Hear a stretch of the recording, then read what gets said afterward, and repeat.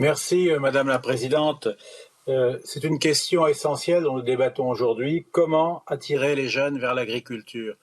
Alors bien sûr, il y a tout d'abord un problème de rentabilité économique qu'il faut surmonter. Et on fait ce qu'on peut au niveau de la PAC pour aider les jeunes agriculteurs. La nouvelle PAC a prévu d'ailleurs d'augmenter les aides, ce dont je me réjouis. Mais l'argent n'est évidemment pas tout. Il faut aussi une meilleure reconnaissance sociale du métier.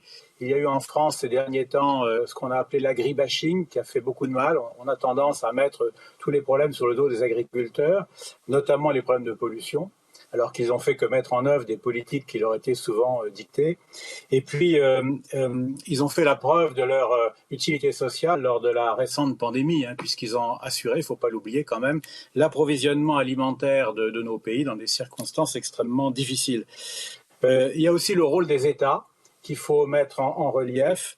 Il y a un problème de retraite insuffisante dans beaucoup d'États, ce qui pousse les agriculteurs à rester en activité à un âge avancé, ce qui ne permet pas aux jeunes du coup de trouver suffisamment de terres.